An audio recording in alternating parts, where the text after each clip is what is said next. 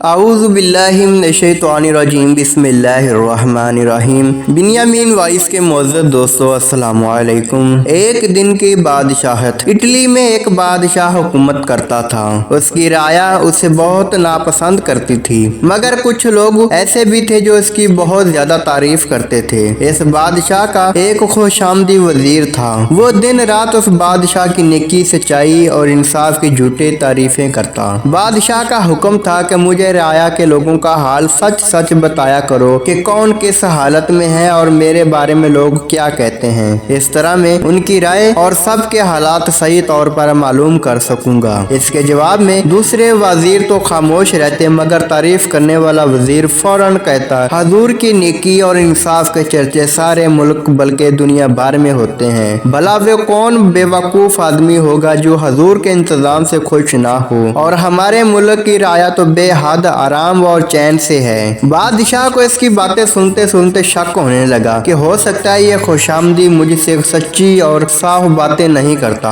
اور اس کے دھوکے میں اپنی رعایا کے اصل حال سے بے خبر رہوں۔ یہ سوچ کر اس نے ارادہ کیا اس وزیر کو کسی طرح آزمانا چاہیے۔ پہلے تو وہ اسے باتوں باتوں میں سمجھاتا رہا کہ دیکھو، دنیا میں کوئی ملک ایسا نہیں ہوتا جس کے سارے لوگ اپنے بادشاہ سے خوش ہوں، اور کوئی بادشاہ ایسا ہو سکتا ہے کہ جو کسی معاملے میں بے جا فیصلہ نہ کر بیٹھے جس سے کسی کو تکلیف پہنچے۔ وزیر کو چاہیے کہ اس کے سامنے سچ بولے اور حق بات کہے۔ میں چاہتا ہوں کہ تم نڈر ہو کر میرے سامنے رعایا کا حال، ان کے خیالات اور میرے انتظام کی صحیح حالت مجھے بتا دیا کرو، تاکہ میں سب لوگوں کی اچھی طرح دیکھ بھال کروں۔ لیکن وزیر اپنی خوشامد کی عادت سے باز نہ آیا اور اسی طرح جھوٹی باتیں بنا کر تعریفیں کرتا رہا۔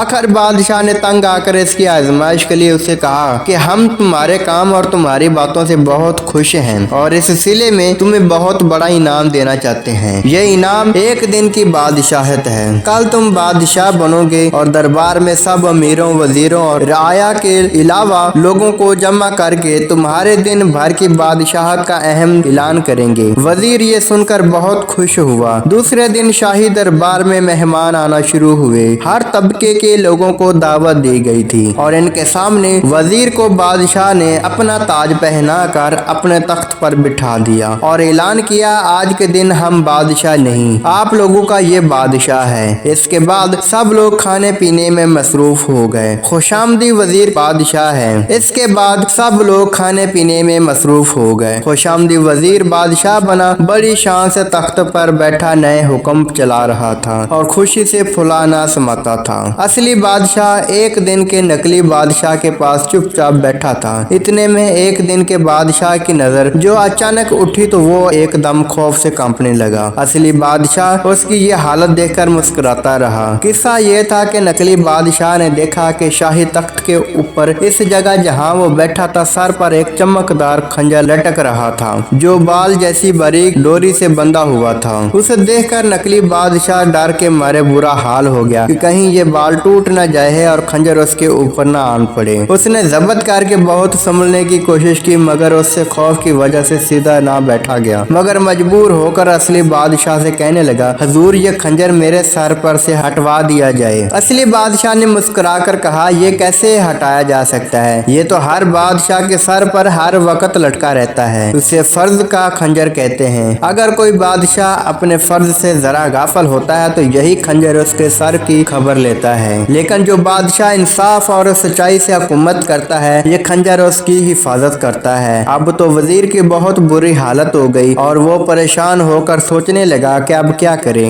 کیا نہ کرے، کیونکہ اس کے دل میں خیال آ رہے تھے کہ اس ایک دن کی بادشاہت میں وہ ایسے حکم چلائے جس سے اس کے خاندان والوں، عزیزوں اور دوستوں کو خوب فائدے پہنچیں، مگر اب تو اس کے سارے منصوبے خاک میں ملتے نظر آ رہے تھے۔ اس نے سوچا اگر کوئی حکم اس نے انصاف کے خلاف دیا تو یہ خنجر اس کے گرد اڑا دے گا۔ اصلی بادشاہ اس کی گھبراہٹ دیکھ کر کہنے لگا، اب تمہاری سمجھ میں آیا کہ بادشاہ کی ذمہ داریاں کیا ہیں اور اس کی جان کو کیا کیا عذاب جھیلنے پڑتے ہیں۔ یہ تخت آرام اور من مانی کے لیے نہیں ہے۔ رعایا کا حال اور ملکی انتظام کے بارے میں صحیح حالات بتاؤ۔ خوش آمدی وزیر اپنے بادشاہ کی جھوٹی تعریف کر کے ملک، بادشاہ اور رعایا کی بھلائی نہیں کرتے اور خود اپنے بھی خیر خواہ نہیں ہوتے، بلکہ وہ اپنے بادشاہ کو اس چمکدار خنجر کی ضد میں لاتے ہیں جو اس کے सर पर लटक रहा है। वजीर अपने बादशाह की ये बातें सुनकर बहुत शर्मिंदा हुआ और झूठी खुशामद से बाज रहने की तौबा करके बादशाह से दस्तबरदार हो गया।